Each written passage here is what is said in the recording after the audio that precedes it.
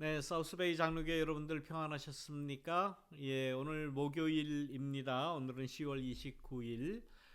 여러분들과 이렇게 만날 수 있게 되어서 반갑습니다. 여러 가지 어려운 사정이 많이 있는 줄 알지만은 정말 조금 더 참자, 조금 더 기다려보자 하는 말씀이 정말 무색합니다. 어찌 해야 될지 정말 우리의 인내의 한계점에 도다른지는 이미 오래됐을 것이고 정말 힘든 이러한 시기를 지나지만은 우리가 서로 용기를 내고 또 서로 위로하면서 살아가는 수밖에는 없을 것 같습니다. 우리 기도하십시다. 또 우리가 서로 안부 전하고 또 서로 용기를 북돋는 그런 그 모습을 우리가 지내야 되지 않을까 그렇게 생각을 합니다. 자, 오늘 지난 시간에 이어서 오늘은 예수님께서 유혹을 받으신 또 예수님께서 시험을 받으신 그 첫 번째 우리가 잘 알죠? 돌이 떡이 되게 하라. 야, 이거 정말 굉장한 그 유혹입니다. 예, 이렇게만 됐으면 얼마나 좋겠습니까? 이 세상에 널려 있는 것을 다 떡으로 만들어서 먹을 수 있으면 사용할 수 있었으면 무슨 걱정을 하겠습니까? 안 되니까 이것이 시험이 되죠. 자고로 인간에게 있어서 먹고 사는 문제, 또 이 요즘에는 뭐 경제 문제라고 그러죠. 경제 문제라고 하는 것은 언제나 힘든 문제입니다. 네, 여러분들 지금까지 지금 이 시대는 정말 경제적으로 풍요한 시대입니다라는 소리를 들어보신 적이 있습니까? 항상 어려웠습니다. 항상 어려웠고 항상 힘들었고 최대의 위기라고 그랬지 언제 한번 지금은 그래도 우리가 괜찮습니다. 먹고 삽니다. 아주 풍요합니다. 풍족합니다. 그런 소리 들어본 적이 없을 거예요. 이 경제 문제라고 하는 것 우리 인간들에게는 가장 절실한 문제입니다. 절실한 문제이기 때문에 이 문제를 어떻게 해결을 할 것인가 하는 것이 우리에게 시험으로 유혹으로 다가온다고 하는 그러한 말씀입니다. 예수님에게도 이것이 첫 번째 시험이었을 거고 우리도 역시 마찬가지입니다. 어느 누구나 다 마찬가지. 그래서 정치가들은 또 뭐 권력을 잡으려고 하는 사람은 내가 이것을 해결해 주겠다. 이렇게 하면은 뭐 그야말로 안 할 말로 돌 가지고도 떡을 만들 수 있다라고 현혹을 하죠. 그래가지고 우리 많이 속았습니다. 여러분들 그 속았다는 생각 안 드십니까? 네? 뭐 경제개발 5개년 계획으로 잘 사는 나라 만들어 주겠다라고 이야기를 했지만 경제개발로 인한 그 나라 잘 살게 만드는 그러한 일들로 인해서 사람들의 생명과 인권이 무너지는 그러한 경험 우리 많이 했습니다. 또 어떤 한국의 대통령 뽑으면 저 사람 같이 정말 잘 살 수 있다, 잘 살게 해줄 거다라고 뽑아줬는데 어떻게 됐습니까? 뭐 수십조 원 해먹고 지금 감옥 갔죠. 지난 정권만 해도 또 역시 마찬가지입니다. 어느 정권이나 이 경제 문제를 올바로 해결해 주는 그러한 권력 쉽지 않습니다. 권력이 해주는 게 아니에요. 권력이 해주는 거 아니에요. 뭐 예수님께서 이제 말씀하시겠지만, 자, 이 배고픔이 전제되어 있기에 돌이 떡에 되게 하라라는 그 유혹이 생겨날 수밖에 없었어요. 이 배고픔의 문제, 우리는 성경에서 어디에서 제일 대표적으로 발견할 수 있습니까? 광야 지역, 이스라엘 그 조상들이, 그 핫비루들이, 여기 광야의 핫비루들, 애굽에서 탈출해 나오고 해방을 맞이한 이 핫비루들이 해방은 받았는데, 해방은 경험을 하고 해방을 맞이했는데 광야에 나와 보니 제일 문제되는 것이 배고픔의 문제였어요. 당장 먹을 것이 없는데 무슨 해방이 무슨 필요가 있습니까? 그렇기 때문에 더러는 그 중에 일부는 우리 다시 돌아가자. 다시 애굽으로 가자. 거기 가면은 굶어 죽지는 않지 않았느냐. 그 애굽에서 그 우리가 고기 냄새라도 맡지 않았느냐. 그렇게 이야기할 정도로 이 배고픔의 문제는 절실한 거예요. 인간에게. 다른 거 아무리 뭐 이념이 좋고 사상이 좋고 뭐 심지어는 무슨 뭐 신앙이 좋고 뭐 아무리 얘기해봐야 당장 배고픈 거 못 참아요. 못 참습니다. 여러분들 우리 코로나 바이러스 이 감염 때문에 다 그 실업수당 또 뭐 정부 보조 스티뮬러스 책뭐 1,200불 받는 거 뭐 이런 거 다 받았잖아요. 물론 어려운 시기를 만나서 경제적으로 국민들이 다 어려우니까 이제 일률적으로 다 그렇게 배분을 하지만은 그런 스티뮬러스 책이나 실업수당이나 뭐 PPP 뭐 EDD에서 주는 뭐 실업수당 뭐 이런 것들을 주는 이유가 뭘까요? 불쌍해서 줬겠습니까? 아니면 경제가 어려우니까 다 주자. 물론 뭐 어려우니까 준 것이지요. 그럼 그 전에 어려울 땐 왜 안 줬습니까? 이런 어려움이 집단적으로 전 국민에게 닥쳐왔을 때에 이 나라의 경제 구조 자체가 무너지는 것을 방지하기 위해서 주는 것이 첫 번째 원인일 거예요. 지난 2008년, 2007년, 8년, 9년, 10년까지 그 서브프라임 몰기지 그 사태가 왔을 때에 그때 다 리파이낸싱 다 해줬죠. 리파이낸싱 해주고 빚 못 갚는 사람들 탕감해주고 그다음에 그 뭐 오바마 펀드인가요? 뭐 그거 해서 그래도 이렇게 잘 넘기게 해주죠. 그거 왜 했을까요? 그 사람이 고와서 뭐 다 그렇게 그 서브프라임 모기지 그것 때문에 넘어가지는 않았잖아요. 결국은 그렇게 돕지 않으면 이 금융 구조가 무너지기 때문에 한 거죠. 각 개인을 지키기보다는 금융 구조를 나라에서 지켜 나가기 위해서 그 시스템을 붕괴시키지 않기 위해서 줬다라고 볼 수 있죠.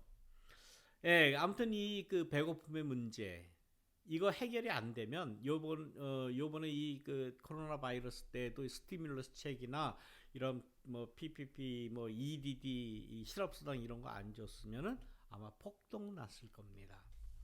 예, 그것을 방지하기 위해서 그런 그 해결책을 나름대로 쓰는 거죠. 근데 그것이 뭐 근본적인 해결책이라고는 볼 수 없을 겁니다.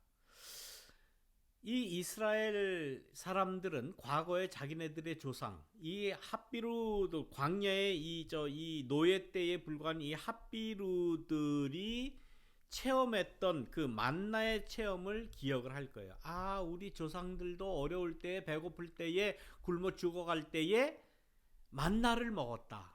그런데 이 사람들은 어떤 그 신앙을 가지고 있었는가 하면은 이 만나의 신앙이라고 하는 것은 이거는 어떤 그 나라의 경제 시스템을 지키기 위해서 어떤 체계를 지키기 위해서 어떤 폭동을 막기 위해서 하는 것이 아니라 하나님께서 정말 굶주려 죽어가는 것을 막기 위해서 그야말로 생명을 살려주시기 위한 그러한 하나님의 은혜의 선물이었다라는 그러한 신앙적인 그 고백으로서의 만나의 신앙을 그 이야기를 하고 있습니다.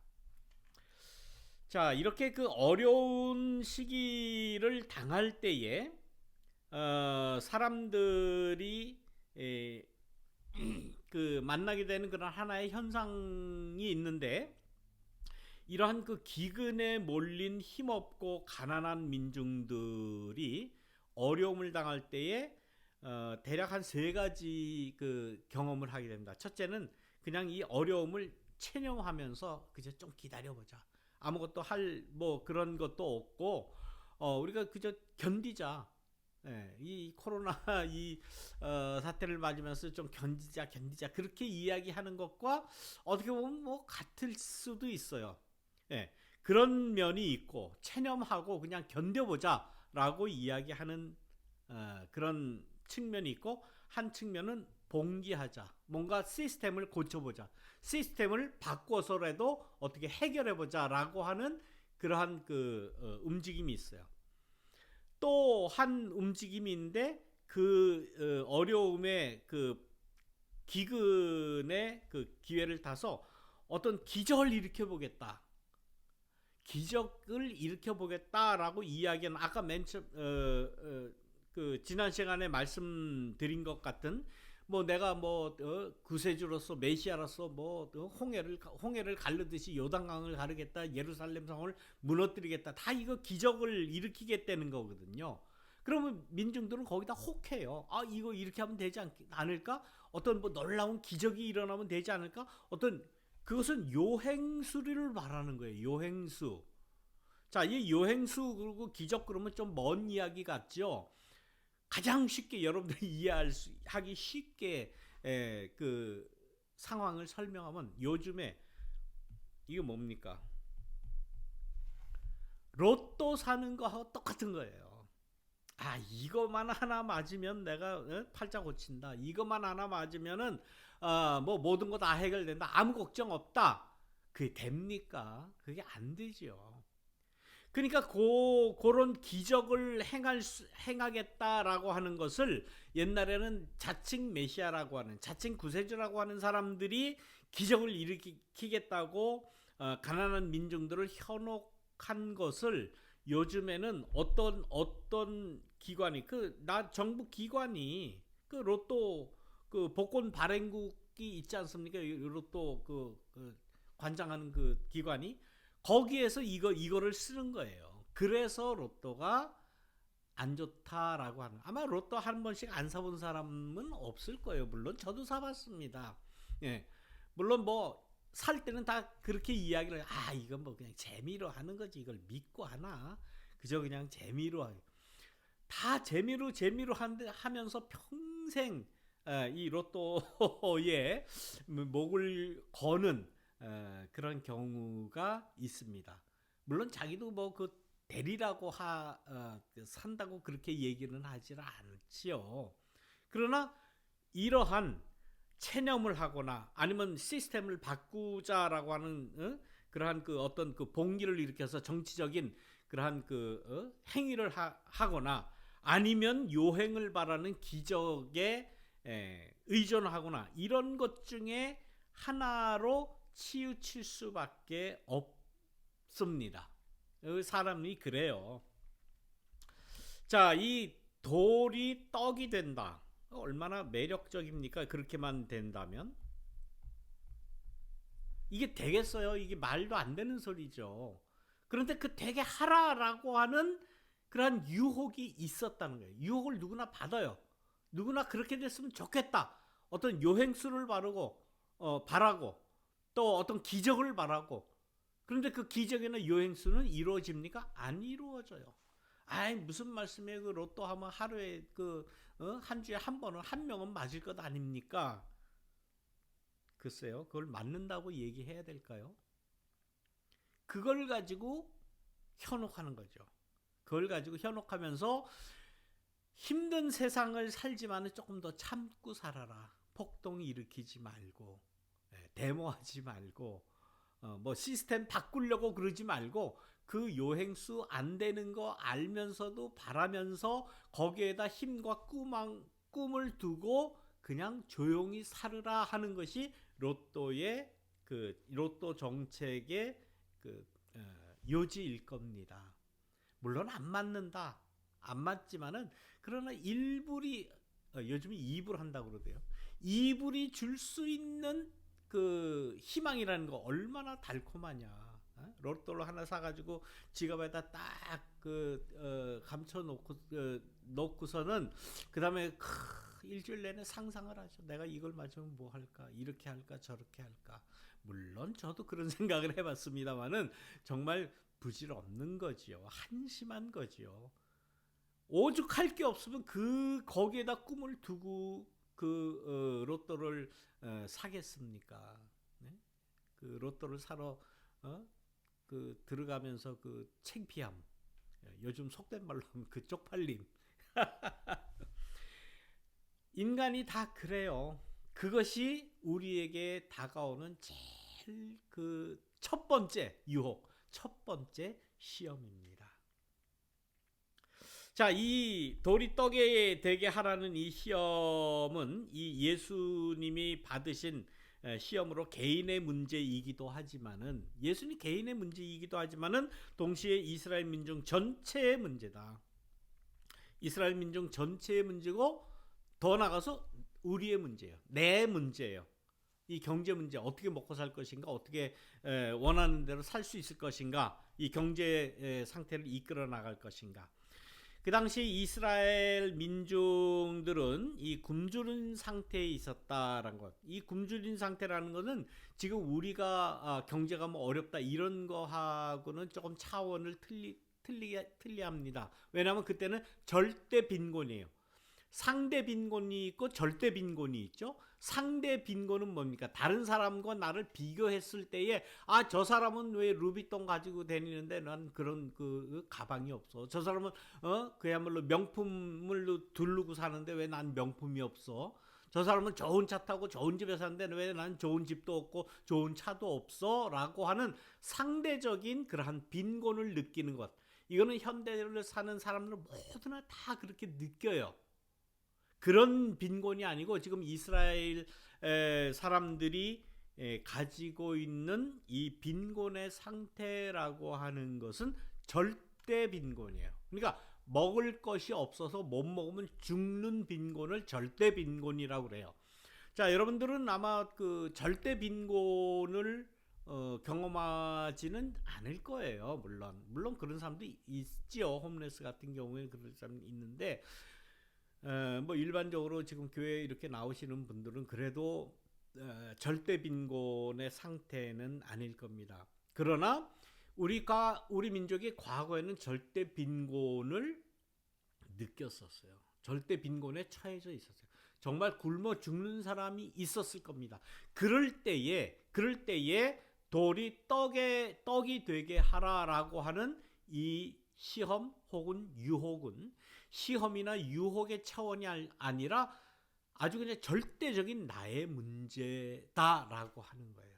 그래서 유혹이다 혹은 뭐 시험이다 이렇게 좀 그 문제를, 배고픔의 문제를 조금 이렇게 그 격화시킬 수 없는 문제예요. 아주 중요한 문제다라는 것을 여러분 기억하시기를 바랍니다. 자, 오늘 또 시간이 됐네요. 오늘 여기까지 하고 다음 시간에 계속 이어가도록 하겠습니다. 다음 시간 만날 때까지 여러분들 평안히 계세요. 여러분들 안전하게 생활하시기 바랍니다. 안녕.